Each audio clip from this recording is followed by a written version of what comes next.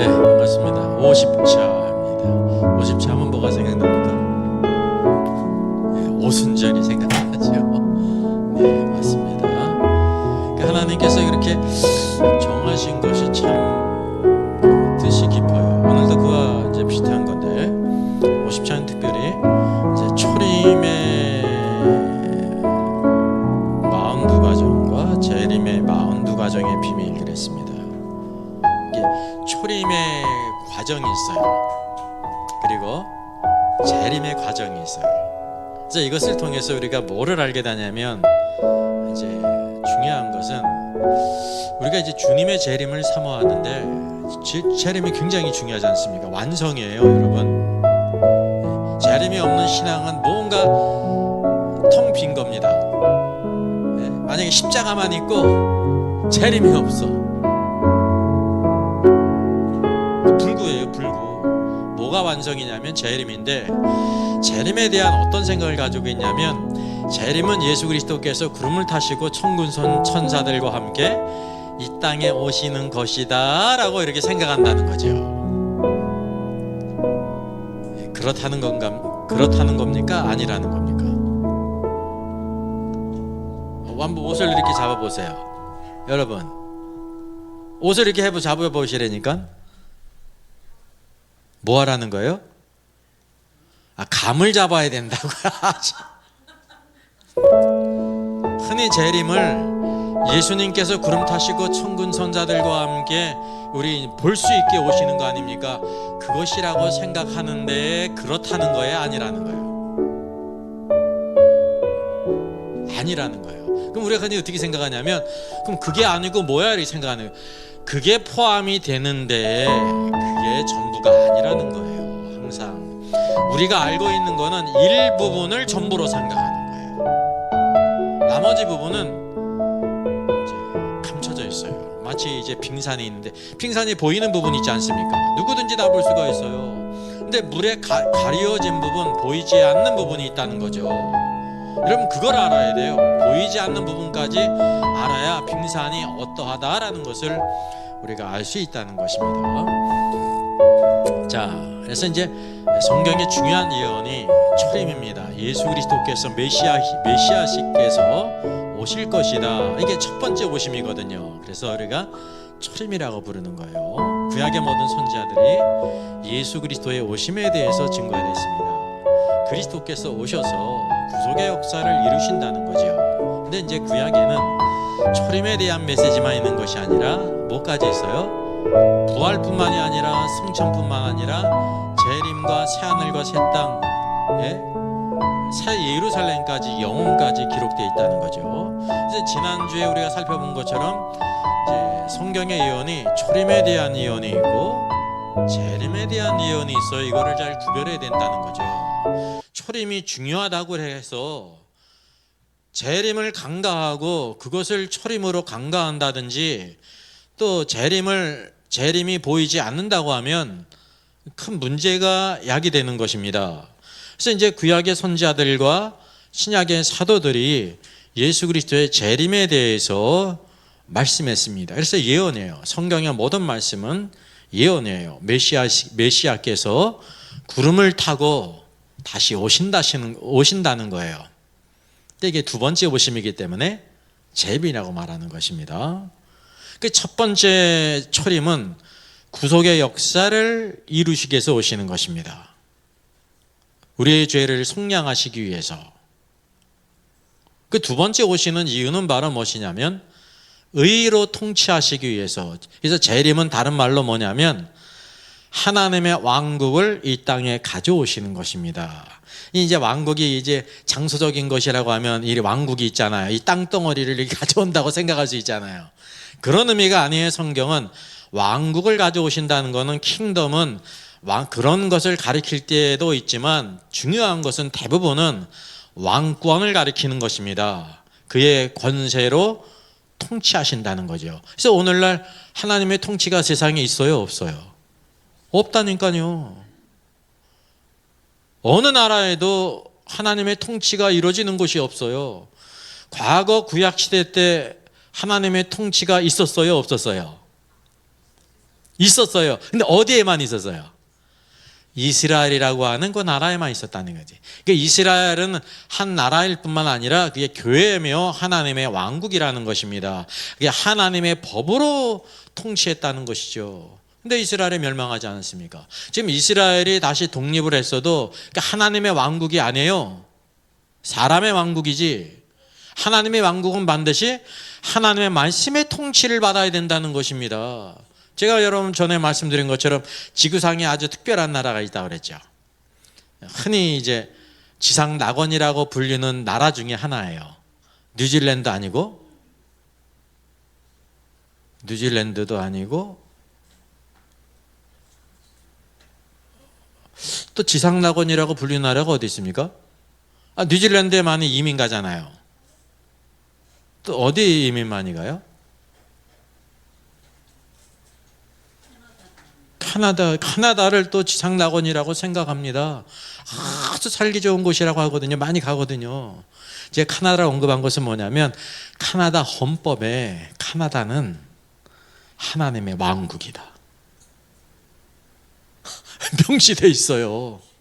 내가 그거 보고 깜짝 놀랐어요. 찾아보면 아시지. 그러니까 이제 진짜요 했을 때 찾아보셔야 돼. 성명도 목사가 거짓말은 안 할 테고 혹시 제가 실수할 수도 있잖아요. 그죠? 그래서 한번 찾아보시면 나온다니까. 이거 헌법이니까. 카나다 헌법 조항을 찾아보면 되지 거 아닙니까? 카나다는 하나님의 왕국이다. 그러니까 명시적으로. 근데 카나다가 하나님의 말씀의 통치를 받아야 안 받아요? 안 받는다니까. 근데 그 나라를 세울 때는 그렇게 헌법에 명시했다는 거죠. 그러니까 지구상에 하나님의 법으로 통치하는 나라가 없어요. nothing. 예수님이 구속의 역사를 이루셨는데 웬일입니까? 예? 웬자는 어디에 붙으면 좋으냐면 웬 은혜입니까? 그러면 좋은 건데 이게 웬일입니까? 그러면 정반대잖아요. 웬일이에요? 지구상에 하나님의 말씀으로 천지를 창조하시고 구속의 역사를 이루셨음에도 불구하고 지구상에 이 좁쌀만한 곳도 하나님의 통치를 받는 곳이 없다니까요. 오늘날 교회 안에 하나님의 왕국이 임했습니까? 임하지 않았습니까? 임했죠. 근데 눈에 보여요? 안 보여요? 안 보여요. 그래서 우리 믿는 신자들조차도 하나님의 말씀을 우습게 생각할 수가 있는 겁니다. 가볍게 생각해요. 이게 말씀대로 안 살아도 아무 일이 안 일어나는 거야. 그러니까 뭐가 보여? 간이 붙지. 아이 참 나완.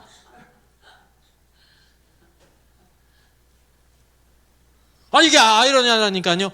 하나님 분명히 살아계심에도 불구하고 하나님 말씀대로 안 살고 성령을 따라 안 살면 뭔가 일이 일어나야 되는데 이 땅에서도 가서 난장판을 펴봐요. 그럼 엥 하고 경찰이 붙잡아가죠. 그렇지 않습니까? 네? 고속도로는 마찬가지예요. 아무리 11인승 탔어도 혼자 타고 막 가면요 누가 불러. 짜가 쫓아오면서. 제가 그래서 한번 냈다니까요. 딱지를 끊었어. 왜냐하면 주일날 오후에 이제 그 장례식을 가는데 시간에 도대체 맞출 수가 없어. 그래서 제가 이제 딱지를 끊을 생각하고 한 거예요. 그거는 그냥 차량은 이제 11인승이니까 막 가는데요. 경찰이 쫓아오더니 저 서라는 거예요. 그래서 제가 체험을 했죠. 그때는 뭐 그냥 끊을 각오를 하고 간 거예요. 왜냐하면 빠른 시간에 가야 되기 때문에. 제가 그런 일이 또 있었을까요? 없었을까요? 없죠. 혹시 내가 어디 뭐 신방 약속을 했는데 늦었으면 차량이 이거라고 하면 타고 갈 거예요. 왜냐면 이거는 벌금을 내더라도 내가 이제 빨리 가야 되기 때문에. 제가 그래서 그 딱지를 끊으면서도 그래도 이제 제 속으로 그 큰 원망이 없었다니까요. 알고 간 거야. 알고. 근데 딱 기다리고 있다가 쫓아오더라고 차가. 그러면서 손을 째째려 저쪽으로 가라고. 예? 차선으로 세워놓고 딱지를 딱 끊더라고요. 제가 땡큐는 안 했지만은 역시. 근데 하나님의 나라는요 이게 뭐 그냥 핫바지야. 핫빠지지 않습니까? 교회 안에 별 짓을 다 해도 아무 일이 없어. 그죠? 그게 뭐냐면 하나님의 왕국 통치가 눈에 보이게 임하지 않았기 때문에. 이게 성령께서도 하나님께서도 세상에 대해서도 오래 참으시지만 누구에 대해서도 오래 참으세요? 우리 성도들 교회에 대해서도 여러분 오래 참으시는 거예요. 회개하기를. 예. 그리고 뭐 할 때가 있냐면 그것을 다 갚으실 때가 있는 것입니다. 행한 대로. 예. 행한 대로 여러분. 그래서 이게 성령과 말씀 안에서 사는 것이 굉장히 중요하다는 것입니다. 그래서 이 문제는 언제 이루어지는 거냐면 그리스도께서 다시 오실 때 의의로 우리 모든 주의 성도들은 주께서 주신 달란트 문화를 가지고 열심히 장사했느냐, 하나님의 말씀과 성령 안에서 살았느냐, 그렇지 않았느냐를 다 회개한다는 겁니다. 여러분 이 진리를 대부분의 성도들이 알아요? 몰라요? 몰라요. 그냥 하나님의 사랑이 하나님이기 때문에 다 없던 걸로 해주신 거로 생각한다니까요. 그게 은혜일까요? 불법이지. 의로 우리 믿는 자에게는 상을 주시고 모든 세상 사람들은 그때 심판하시는 거예요. 그때 오래 참으시고. 그래서 예수님께서 다시 오실 때 비로소 어린 양의 혼인잔치가 있다고 할 때 할렐루야가 나오는 거예요. 왜? 완성이기 때문에. 예수님의 초림 때도 예수님이 성육신 하셨죠. 얼마나 놀라운 일입니까? 근데 할렐루야가 있어요? 없어요? 없어요. 예수님이 세례 받으실 때 할렐루야가 있어요? 없어요? 없어요. 그러면 변화산에 있을 때 할렐루야가 있어요? 없어요? 없어요. 그거는 앞에 될 일을 보이신 것이기 때문에 없다는 것을 알아야 됩니다. 뭐 언제는 있어야 돼요. 예수님이 십자가 죽으시고 사흘 만에 부활하셨습니다. 이 얼마나 놀라운 일입니까? 요나의 표적밖에는 보여줄 것이 없다 그랬거든요. 표적 중에 표적이에요. 예수께서 십자가 죽으시고 부활하신 것, 이때 뭐가 있을 만합니까? 할렐루야가 있을 만하잖아. 있어요? 없어요? 없다니까요. 우리가 이 의문을 가져야 돼요. 하나님 이때 할렐루야가 있어야 되지 않습니까? 근데 성경은 침묵해요. 왜냐하면 하나님의 왕권이 이 땅에 임하지 않았다는 거죠. 주님이 왕국을 가지고 오실 때야 주님이 영광을 받으시고 할렐루야가 있는 거예요. 그래서 영광이 소망이라니까요. 주님의 구속의 역사는 무엇으로 완성이 되냐면 주님의 재림으로 완성이 된다는 것입니다. 그래서 여기 우리가 이제 하나의 질문을 갖게 되는데, 대체 그 재림이라는 것을 우리가 생각할 때 주님이 구름을 타고 가신 것처럼 구름을 타고 오세요. 눈에 볼 수 있게 천군 천사와 함께. 그리고 데살로니가 보니까 누구와 함께 또 오셔요? 성도와 함께. 우린 대부분 이거 모르고 있잖아요. 주님이 이 땅에 오시는 걸로 알고 있잖아요. 우리 성도는 어디에 있고? 이 땅에 있고. 그러니까 하나는 알고 둘을 모르는 것입니다. 더 정확히는 주님이 오실 때 그의 성도들은 누구냐면 이기는 자들과 함께 오신다고 하는 사실이죠. 그래서 재림에 대하여서 그러면 주님이 그 순간에 오실 때가 재림이냐라고 할 때 기다는 거야, 아니라는 거예요? 보편적으로는 그 순간이 재림이지만 우리가 구체적으로 볼 때는 아니라는 것입니다. 왜냐하면 그것이 포함이 되지만 모든 다른 것들이 있다는 거예요. 그러면 납득이 되세요? 안 되세요? 안 돼도 좋아요. 왜냐하면 결론만 얘기했지 왜 그런지를 제가 말씀을 안 드렸거든요.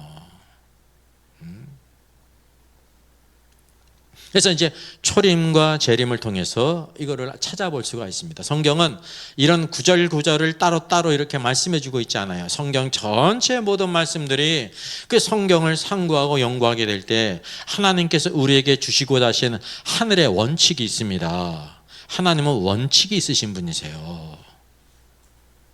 그 원칙을 우리에게 보이시는 것입니다.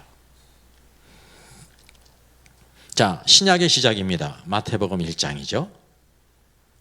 왜 신약의 시작이 요한복음이 아니고 마태복음일까요?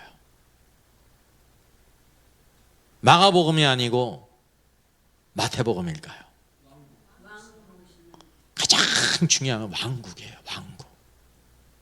왕국. 그게 첫 장입니다. 첫 장. 아브라함과 다윗의 자손 예수 그리스도의 계보라. 아브라함이 이삭을 낳고, 이삭은 야곱을 낳고, 야곱은 유다와 그 형제들을 낳고, 유다는 다말에게서 베르스와 세레를 낳고, 베르스는 헤스론에게서, 헤스론은 람을 낳고, 쭉 보아스를 낳고, 보아스는 룻에게서 오벳을 낳고, 오벳은 이새를 낳고, 이새는 다윗 왕을 낳으니라. 이 말씀이 왜 있을까요? 우선 예수 그리스도께서 오시는 계보를 우리에게 보여주고 있는 것입니다. 여러분, 이때까지가 몇 대예요? 14대라고 성경이 또 말씀해주고 있어요. 그거 그냥 지나갈까 봐. 이게 14대잖아요. 그냥 이걸 말씀 안 하면 우리는 그냥 그랬나 보다 그러고 지나간다니까. 요거는 그거를 세부적으로 보여주실 뿐만 아니라 바로 다윗이 낳기까지가 14대다라는 걸 뒤에서 말씀해주고 있지 않습니까? 아브라함부터 다윗까지가 14대요. 그러잖아요. 14라는 게 중요하죠. 14라는 게 중요하다는 걸 언급하고 있는 것입니다. 둘째 보게 되면 또 누구부터 시작되냐면 다윗은 그래요. 그래서 우리가 어떤 의문을 가질 필요가 있냐면 다윗으로부터 이제 왕들이 있는데 포로로 잡혀갈 때 요시야는 여고냐와 그의 형제들을 낳으니라가 이것도 몇 대예요? 14대라니까요. 그래서 이제 성경을 조금 깊이 이제 보다 보면 어떤 이제 모순처럼 보이는 부분, 이제 잘못된 것처럼 보이는 부분이 있습니다. 그게 어디예요? 요즘 윙크를 하고 있잖아요. 맨 끝에는 다윗을 낳으니라 그래가지고 다윗까지가 14대거든요. 두 번째 그룹에서는 다윗부터 시작해가지고 여고냐와 그 형제를 낳으니라가 14대거든요. 뭐가 겹쳤어요? 다윗이 겹쳤잖아요. 다윗이. 만약에 두 번째 다윗을 빼버리면 몇이 되는 거예요?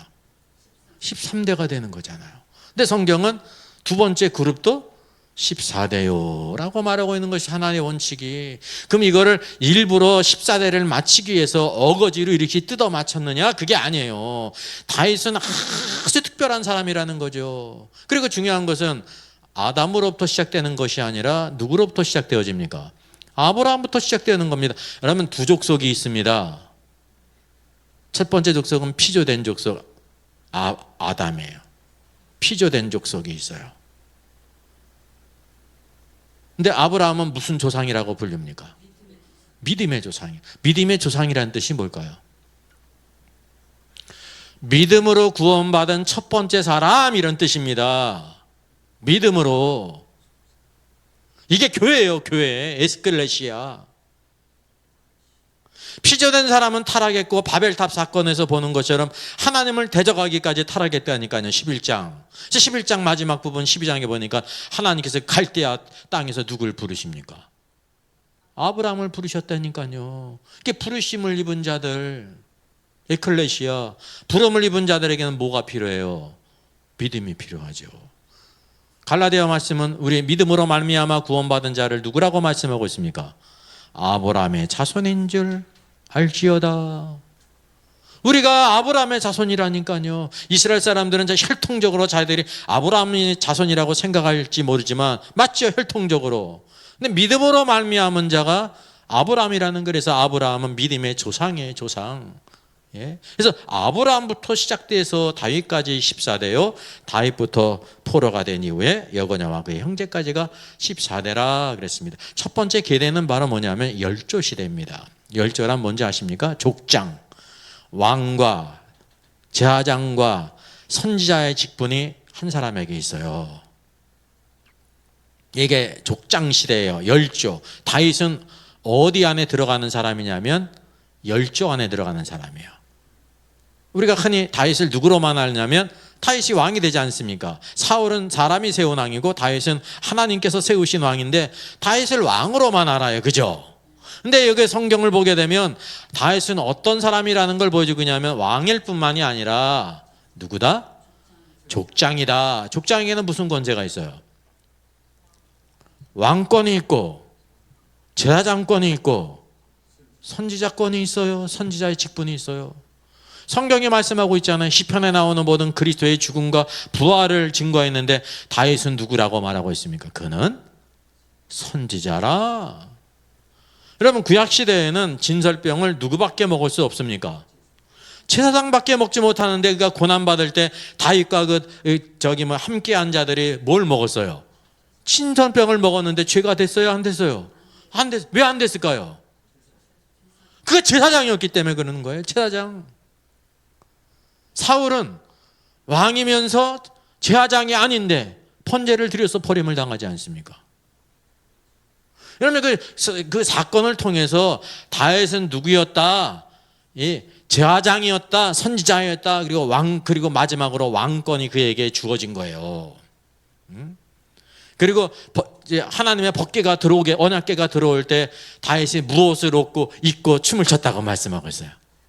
에봇옷을 입고 춤을 췄다고 말하고 있습니다. 에봇은 누구만이 입는 옷입니까? 제사장입니다. 그러니까 우리는 생각할 때 잘못하면 왕이 불경스럽게 자기 권세로 그냥 제사장 옷을 입을 수 없는데 입었구나라고 생각할 수가 있는 거예요. 아니에요. 그는 열조에 속한 사람이면서 왕정시대를 연 사람이라는 것을 아주 특별하다는 사실을 여기에 보여주고 있죠. 성경은 이 어거지로 넣는 게 아닙니다. 14라는 숫자를 맞추기 위해서. 다윗이 얼마나 뛰어난 사람인지 특별한 사람인지를 우리가 알 수가 있는 것입니다. 그래서 여기 포로가 될 때까지가 14대요. 두 번째 아닙니까? 두 번째 그룹. 동일하게 마지막 세 번째 그룹이 있습니다. 바벨론으로 사로잡혀간 이후에 여고냐는 스알디엘을 낳고 스룹바벨을 낳고 아비웃을 낳고 엘리야금을 낳고 아소를 낳고 하면서 마지막에 야곱을 낳고, 야곱은 마리아의 남편 요셉을 낳았는데 마리아에게서 그리스도라고 칭하는 예수가 나시니라. 그래서 이때부터 14대. 첫 번째 14대 열조시대 족장시대, 두 번째 왕리시대 14대, 그리고 포로로 끌려간부터 14대. 그런 이후에 누가 오셨습니까? 그리스도께서 오셨단 말이죠. 그래서 성경이 이거를 또 아주 요약해주고 있어요. 우리가 부주의하기 때문에, 그리고 중요하기 때문에 그런 거예요. 이제 이 각계 이어서 온 그 사람들이 중요할 뿐만 아니라 전체적으로 있는 그 그룹들의 의미가 있다는 거죠. 모든 대수가 아브라함부터 다윗까지 14대요. 열조시대 족장시대고, 다윗부터 바벨론으로 사로잡혀갈 때까지가 14대요 라고 말하고 있어요. 동일한. 우리가 이제 인상을 받지 않습니까? 어떻게 똑같이 14대야? 두 번째도 14대야? 또 세 번째, 바벨론으로부터 사로잡혀간 이부터 그리스도까지 14대더라. 여러분, 이걸 보면서 좀 느낌이 없으세요? 왜 동일하게 14대일까? 왜 동일하게 14대일까? 이게 중요하다는 것입니다. 14이. 그리고 18절, 예수 그리스도의 나심은 이러하니라고 하면서 예수 그리스도의 나심에 대한 마태복음의 관점을 쭉 설명해 주고 있는 거예요. 14이라는 것은 구원의 숫자예요. 출애굽기 12장을 보게 되면 6월절 어린 양을 언제 잡습니까? 14일. 14일에 잡잖아요. 여러분, 성경에서 보여주고 있는 이 14이라는 거는 구원의 숫자라는 걸 보여주고 있는 거예요. 구원의 숫자다.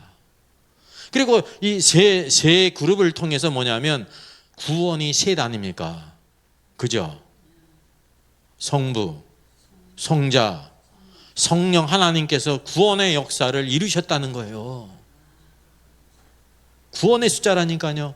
특별히 여기서 전체적으로 보게 될 때 그것이 무엇으로 나타나면 그리스도께서 나셨다는 게, 하나님이 성육신 하셔서 이 땅에 오셨다고 하는 사실이죠.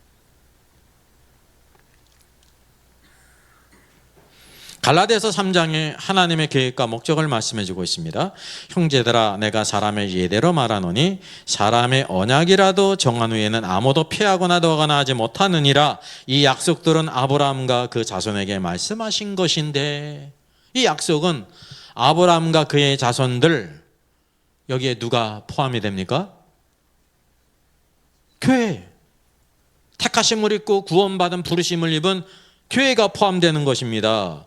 여럿을 가리켜 그 자손들이라 하지 아니하시고 오직 한 사람을 가리켜 네 자손이라 하셨으니 곧 그리스도라 그랬습니다. 이 자손은 이제 씨라고도 번역이 될 수가 있습니다. 씨, 자손. 그런 이후에 4장 4절에 때가 참에 하나님이 그 아들을 보내사 여자에게서 나게 하시고 율법 아래에 나게 하신 것은 그랬습니다. 때가 참에 그랬어요. 때가 참에 그럴 때 마태복음에서는 그걸 뭐라고 말씀하고 있는 거예요? 첫 번째 그릇 14대가 지나고 두 번째 그릇 14대가 지나고 세 번째 그릇 14대가 지나서 42번째 예수 그리스도께서 이 땅에 오셨다.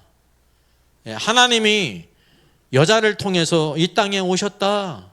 성육신 하셨다라는 것을 우리에게 보여주고 있는 것입니다.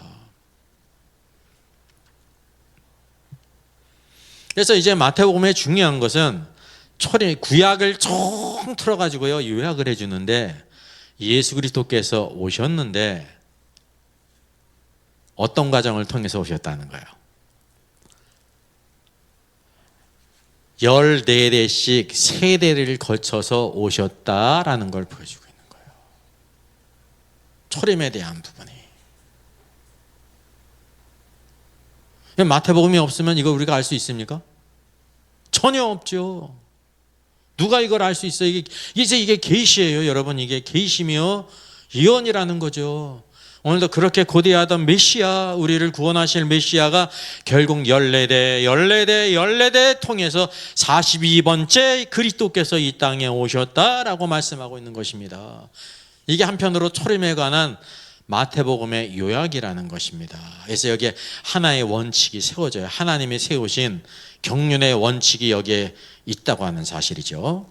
자, 그러면 두 번째, 민수기 33장을 보게 되면 우리가 좀 이제 이해하기 어려운 말씀이 있습니다. 아주 좀 너무나 평이하죠. 33장 1절 이하에 보게 되면 모세와 아론의 인도로 대오를 갖추어 애굽을 떠난 이스라엘 자손들의 노정은 이러하니라. 이때까지 쭉 애굽을 떠나서 여기까지 오기까지의 노정을 33장에서 쭉 이렇게 언급하는 거예요. 2절에서도 모세가 여호와의 명령대로 그 노정을 따라갔다는 것입니다. 여러분, 이스라엘 백성들이 40년 동안 광야를 막 헤매서 그 거친 곳이 있지 않습니까? 정거장들이 있지 않습니까? 누구의 명령을 따라간 거예요? 아니, 여호와의 명령을 따라간 거예요. 사람들은 모세의 명령을 따라갔는데 모세는 여호와의 명령을 따라간 것입니다. 모세는 누구의 인도를 받았습니까? 여러분, 구름 기둥이 떠서 발행을 하면 쫓아갔어요. 구름 기둥이 머물면 어떻게 했어요? 며칠이든지 거기에 머물렀다니까요. 하나님의 임재가 뭘 나타났어요? 구름 기둥과 불기둥으로 나타났다니까요. 여호와께서 그 길을 모두 인도하신 것입니다. 이게 얼마나 놀랍습니까? 이것을 통해서 뭘 보여주고 있냐면 구약의 제일 중요한 첫 번째 메시지가 메시아께서 오신다는 거잖아요. 이거를 예표론적으로 우리에게 보여주고 있다는 거죠. 여기서 그들이 행진한 대로의 노정은 이러하니라 그랬습니다. 여러분, 33장을 보면서 이런 의문을 갖지 않습니까? 왜 쓸데없이 이 귀중한 성경을 이전에 다 자세히 기록했는데 그거를 또 한 장을 할애해가지고 언제부터 언제까지 왔는지 딱딱딱 우리가 볼 때 매우 드라이하잖아요. 그죠? 왜 드라이해요? 자, 보세요.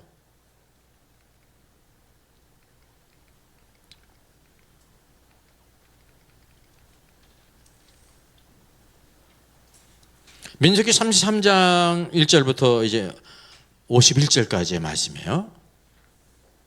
이게 다 뭐냐면 광야 40년 동안 이제 애굽을 람셋을 발행한 이후에 어디를 쭉 거쳐갔는지를 여기서 다 말씀해 주고 있는 것입니다. 그러니까 우리가 볼 때 큰 은혜가 돼요, 안 돼요?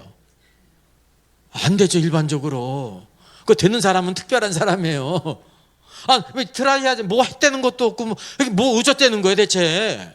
우리가 생각할 때 그냥 이게 람셋을 발행해서 숫곳에 진을 치고 또 숫곳을 떠나 곧 에담에 진을 치고 또 에담을 떠나 바알스모라에서 들어가서 믹돌 앞에 진을 치고 그곳을 떠나 진을 치고 또 그 진을 친 곳을 떠나서 또 다른 곳에 진을 치고 진을 친 곳을 떠나서 또 다른 곳에 갔다는 걸 쭉 이렇게 반복하고 있다니까. 그러니까 우리가 볼 때 매우 드라이하잖아요. 메마르고. 근데 성경은 어쨌든 쓸데없이 기록된 말씀이 있어요, 없어요? 없는 거예요. 우리가 저 쓸데없다라고 할 때는 내가 쓸데없으니까, 쓸데없는 눈으로 보니까 쓸데없이 보이는 거지. 하나님은 쓸데없는 분이 아니시지 않습니까? 예? 우리가 그 하나님께서 주신 말씀이 참된 의미를 모르니까 이렇게 이제 착각이 일어나고 오해가 일어난다는 것을 우리가 꼭 기억하셔야 돼요. 문제는 내게 있다, 성경에 있지 않고. 이렇게 보여주셔야 될 까닭에 있는 겁니다. 한눈에 이렇게 보여주시는 거예요. 한눈에 보여주셔야 전체적인 흐름을 쫙 알 수 있지 않습니까? 그리고 마지막 말씀에 뭐가 있어요? 너희가 요단강을 건너 가나안 땅에 들어가거든. 이게 뭐냐면 가나안 땅에 들어가기까지의 노정, 여정, 저니를 보여주고 있는 것입니다. 오늘도 이 세상에서 우리 성도들의 목표가 뭘까요? 가나안 땅에 들어가는 거죠. 가나안 땅 들어가려면 비행기 타고 가야겠네요. 비행기 싹 좀 모았어요? 갈 생각을 하고 있었어요? 그럼 어떻게 해야 돼? 한 번 갔다 오면 돼. 그거 살아야지. 어떻게 하실 거예요 대체? 믿음이 좋은 사람은 가나안 땅에 가서 살아야 됩니까? 예? 저기 하마스가 지금 로켓을 2,500발 쐈는지 5,000발 쐈다는지 사상자가 양쪽 해가지고 3,000명이 났다느니 전쟁에 준하는 상황이라고 이렇게 얘기하는데 왜 거기 안 가시고 여기 앉아 있어요? 아니 가나안 땅에 들어가야 되면, 여러분 이게 중요한 것이 뭐냐면 이 모든 성경은 예수 그리스도에 관해서 증거하는 거예요.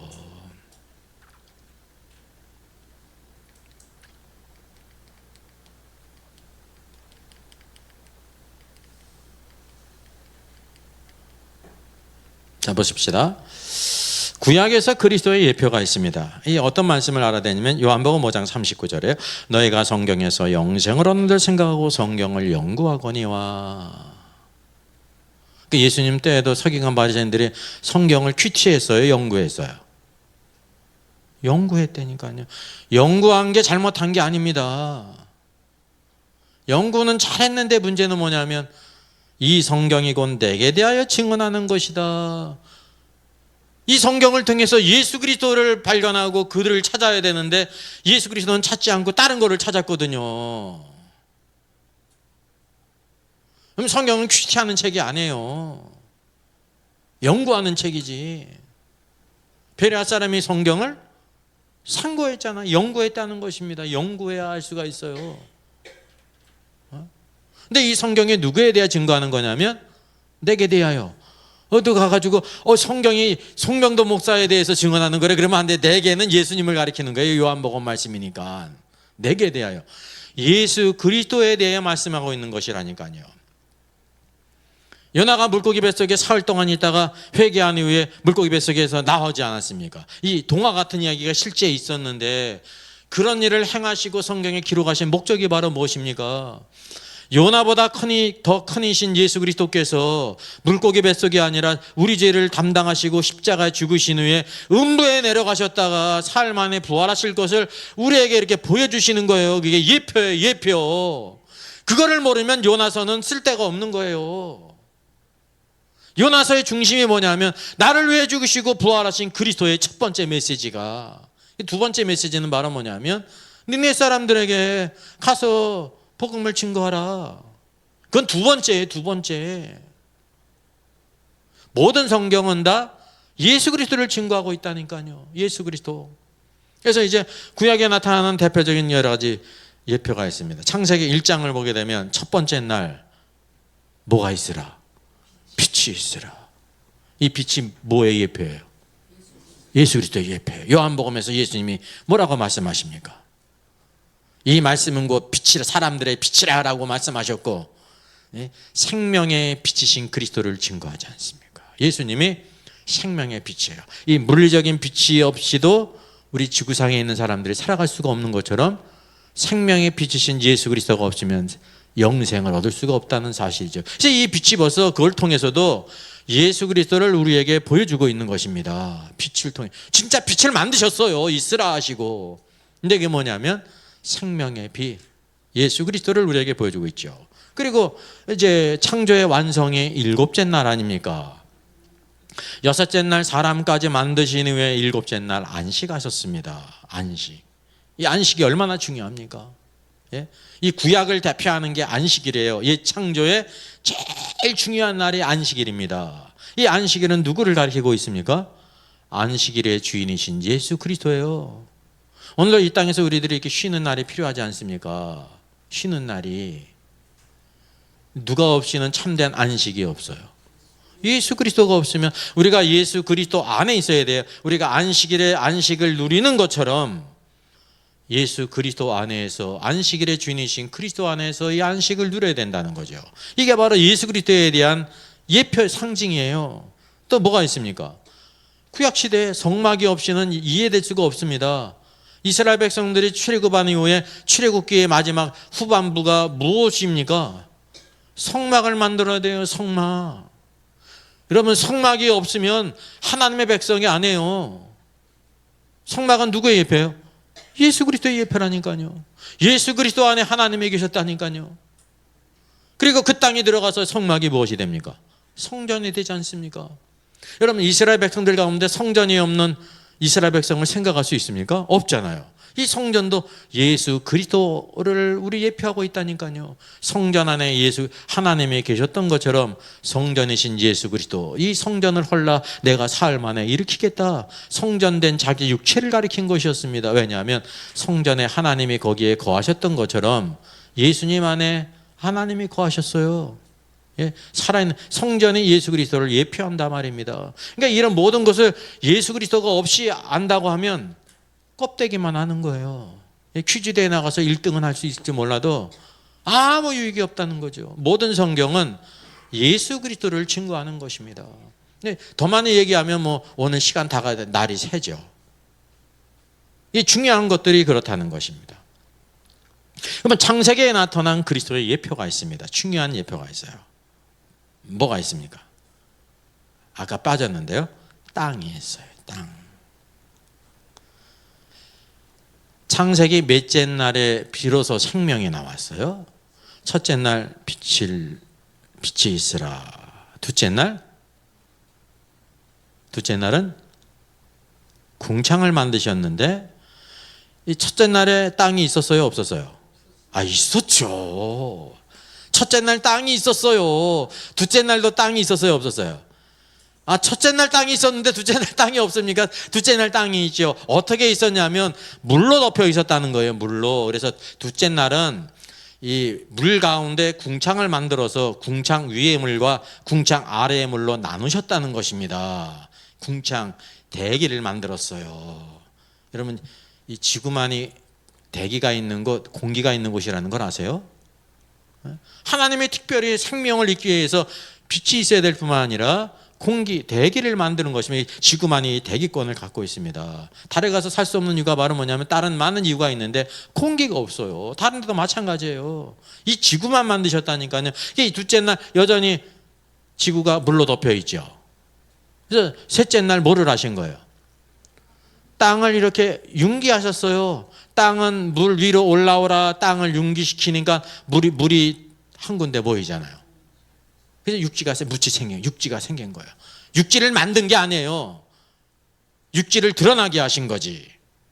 그리고 끝이 아니죠. 뭐를 만드셨어요? 그리고 식물들의 생명들을 종류대로 만드신 것입니다. 셋째 날에 비로소 뭐가 나오냐면 생명이 있는 거예요. 셋째 날에. 그래서 셋째 날은 무슨 날이라고 말할 수 있어요? 부활의 날이에요. 그게 생명이 이전까지는 없다가 생명이 나타났다는 거죠. 여러분, 이렇게 생명이 있기 위해서는 뭐가 있어야 된다는 걸 성경이 보여주고 있는 거냐면 땅이 있어야 된다는 거예요. 빛은 첫째 날 있었잖아요. 둘째 뭐가 있어야 돼요? 공기가 있어야 되는 것. 이미 있었으니까 이미 이제 지나간 것이고, 셋째 날 땅이 드러나야 된다는 거죠. 성경에 땅이 중요한 거예요. 에레츠, 땅. 이 땅이 굉장히 중요한 겁니다. 예? 땅이 있어야 생명이 나오는 거예요. 그러면 땅이 뭔지 아세요? 이게 그리스도에 대한 예표예요. 이 땅이 그리스도에 대한 예표라니까요. 그리스도가 없이 생명이 없는 것처럼 땅이 없이 생명이 없다는 거죠. 그래서 창세기 1장에 땅을 셋째 날에 땅을 드러나게 하시고 식물들의 생명을 만드셨죠. 그리고 중요한 것은 하나님께서 아브라함을 부르시지 않습니까? 갈대아 우르의 땅에서 그를 부르시는데 약속의 땅, 가나안 땅으로 인도하시잖아요. 왜 하필이면 가나안 땅으로 인도하실까요? 여러분, 가나안 땅에 대한 여러 가지 명칭들이 있잖아요. 이 약속의 땅이에요. 하나님의 약속의 땅이라고 그랬고, 또 어떤 땅입니까?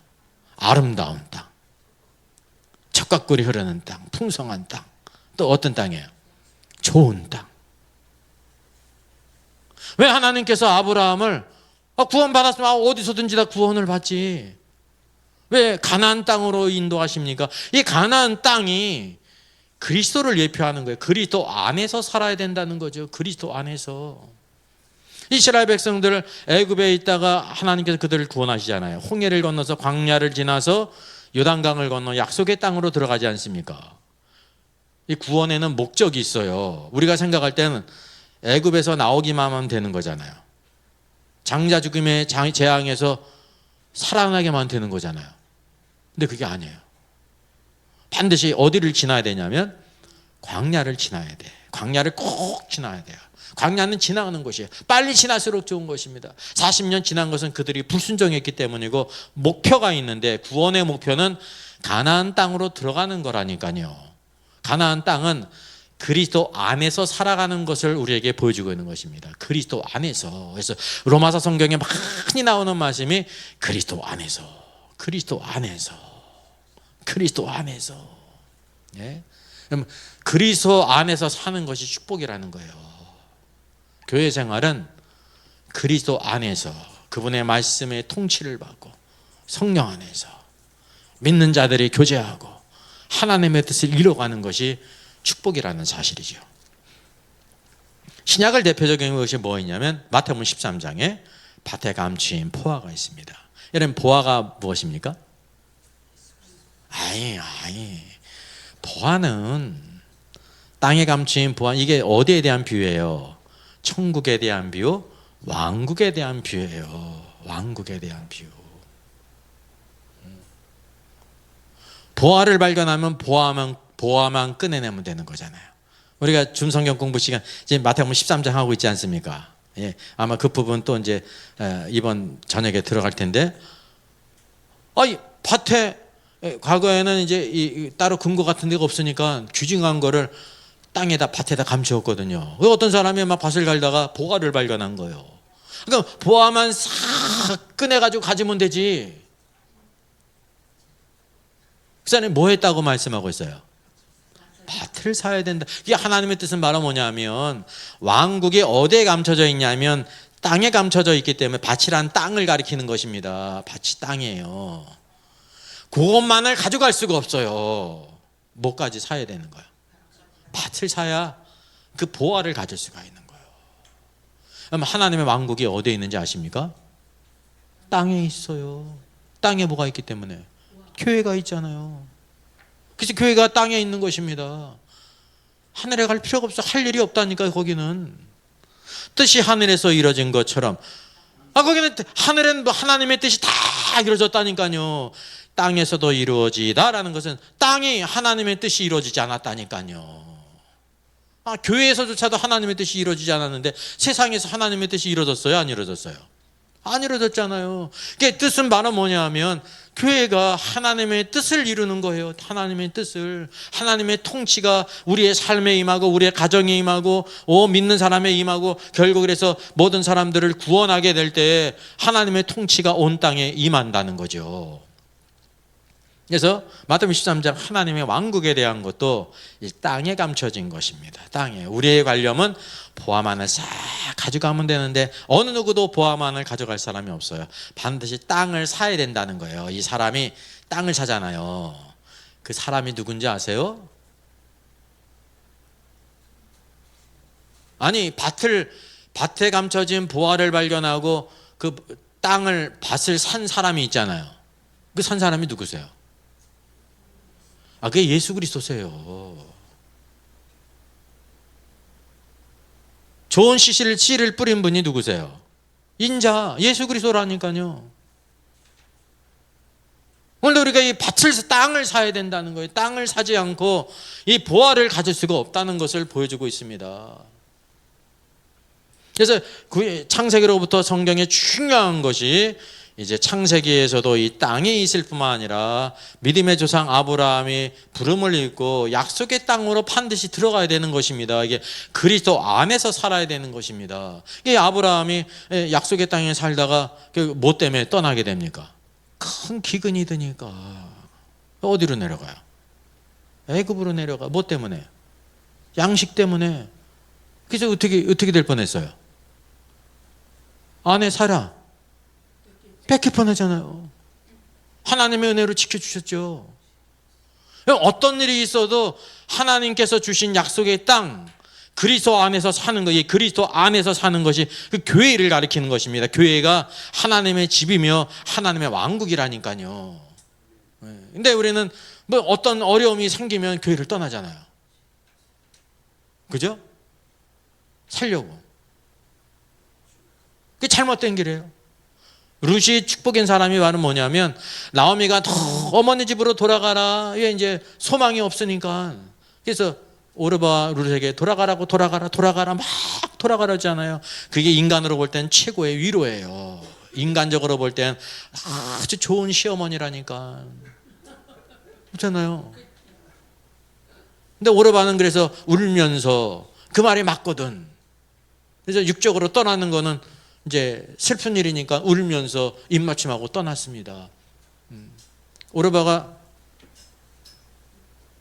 거기 성경을 위로를 언급했거든요. 위로를 얻기를 원한다. 하나님이 우리에게 위로를 주시기를 원하시거든요.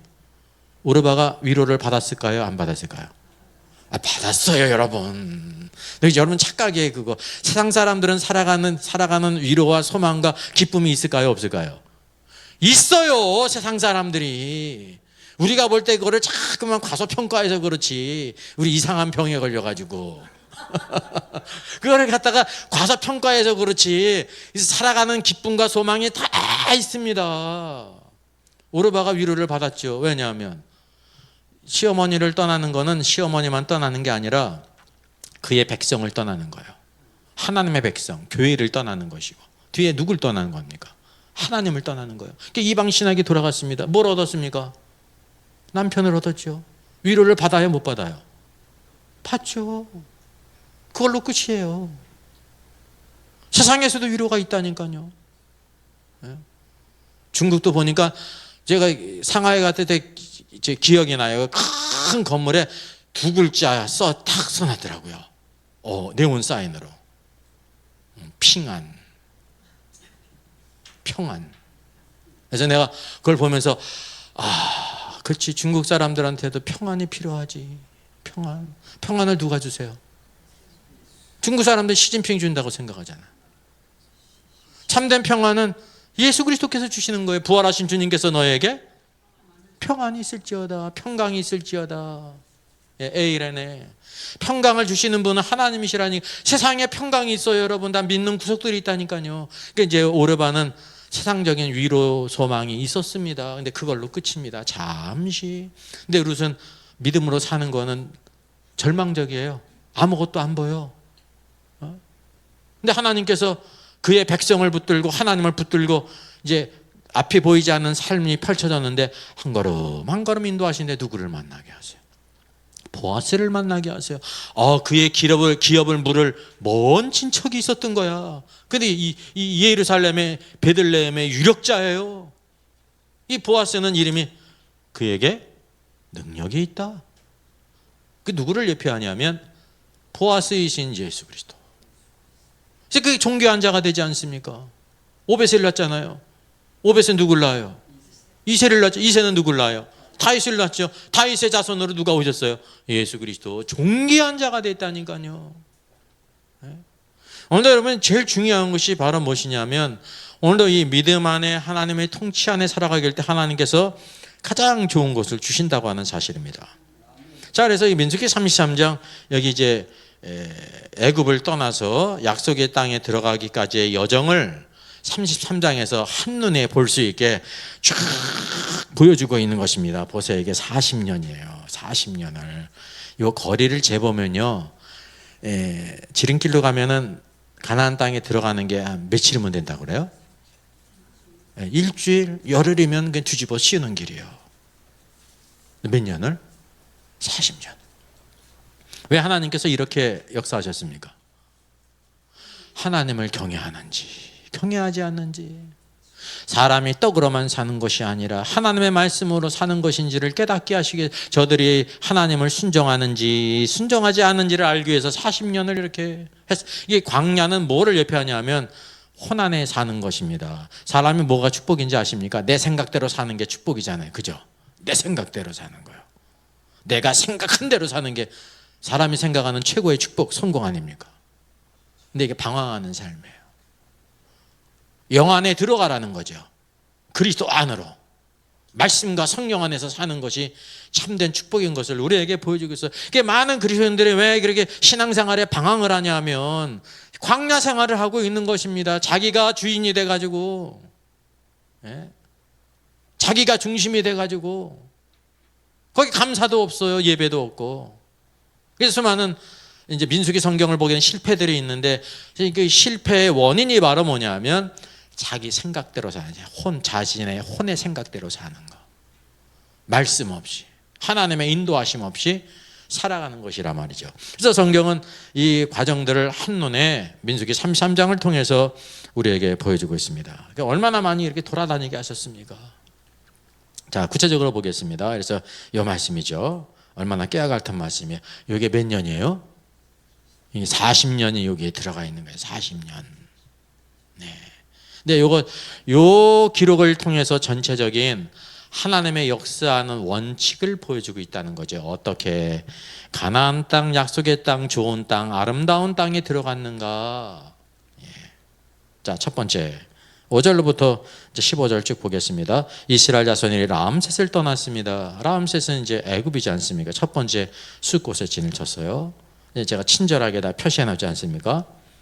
숫곳에 진치고 숫곳을 떠나 에담에 진치고 또 에담을 떠나 믹도랍에 진치고, 이런 것을 반복하고 있잖아요. 그래서 여기 보니까 숫곳, 에담, 믹도랍, 마라, 엘림, 홍해가, 신광야에 진치고 또 돕가에 진치고 알루스에 진을 치고 르비딤에 진을 치고 시내 광야에 진을 치고 그랬습니다. 몇 번이에요? 위에 있자 다 세워놨잖아요. 11번이에요. 11번. 네, 11번. 둘째 보시겠어요? 16절 보기에는 기브롯 핫다의 진을 치고 헤세롯의 진을 치고 림마의 진을 치고 림몬베레스의 진을 치고 림나의 진을 치고 리사의 진을 치고 그엘라다의 진을 치고 세벨산의 진을 치고 하라다의 진을 치고 마켈루스의 진을 치고 다앗의 진을 치고 데라의 진을 치고. 몇 번이에요? 네, 12번. 그래서 몇 번이에요? 그러니까 하나님께서 보실 때 23 정거장을 지나간 거예요. 자, 그 다음을 보시겠습니다. 밑가의 진을 치고 하스모나의 진을 치고 모세롯의 진을 치고 분의 아간의 진을 치고 호랏 깃갓의 진을 치고 엇바다의 진을 치고 아로브나의 진을 치고 에시온게벨의 진을 치고 신광야 가데스의 진을 치고 호르산의 진을 쳤더라. 몇 번이에요? 10번이 10번. 28절부터 37절까지니까 한 절에 하나씩이지 않습니까? 10번이 몇 번 된 거예요? 예, 33이에요. 이거는 제가 잘 그대로 고치지를 못한 거니까. 더하기 빼기 못하면 안 되죠. 33번.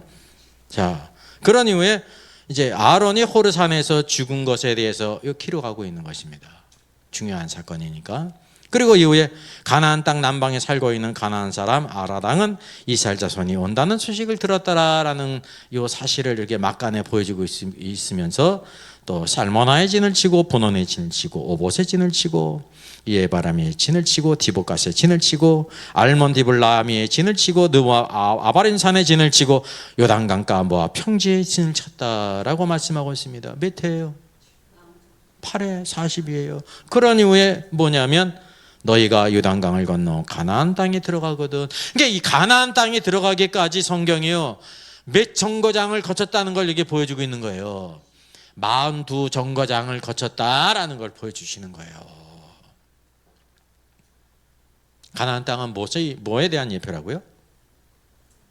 이게 문자적인 그대로 이스라엘 백성들은 가나안 땅에 반드시 들어가야만 했습니다. 그곳에 성막을 짓고 성전을 짓고 하나님의 왕국이 그곳에 임했어요. 우리들도 그럼 이스라엘 땅으로 가야 되는 거예요? 모든 성경은 누구에 대해서 증거하는 것이냐면 예수 그리스도. 여러분이 가나안 땅은 예수 그리스도 안에서 사는 것을 우리에게 보여주고 있는 거예요. 그래서 첫 번째 이 말씀을 통해서 예수 그리스도께서 어떻게 오시느냐, 42정거장을 거쳐서 오신다. 그래서 마태복음 1장에서 첫 열례대, 두 번째 열례대, 세 번째 그룹 열례대, 42번째 주님이 이 땅에 오셨다. 초림의 주님이 42번째 오셨다. 42대에 오셨다라는 것을 성경에서 보여주고 있는 것입니다. 최종 목적지. 예수 그리스도가 최종 목적지예요. 우리 삶의 최종 목적지가 예수 그리스도예요. 먼저는 첫 번째 만남은 초림의 주님. 초림의 주님이 우리의 죄를 위해 성량하신 거 아닙니까? 구속의 역사를 이루신 주님을 만나야 되고, 그 무엇으로 완성이 되냐면 재림으로 완성이 되는 것이 우리들에게는. 자, 그래서 이와 같이 애굽을 떠나서 가나안 땅에 들어가기까지 민수기 33장은 42정거장을 지나서 약속의 땅 가나안 땅에 들어갔다라고 말하고 있습니다. 이것을 통해서 예수 그리스도께서 42번째 마태복음 1장을 쉽게 얘기하면 쭉 간접적으로 보여주고 있는 것입니다. 예수 그리스도께서 아브라함으로부터 42대에 걸쳐서 이 땅에 오실 것이다. 그래서 완전한 구속의 역사를 이루실 것이다. 그래서 첫 14대, 두 번째 14대, 세 번째 14대가 있다는 사실입니다.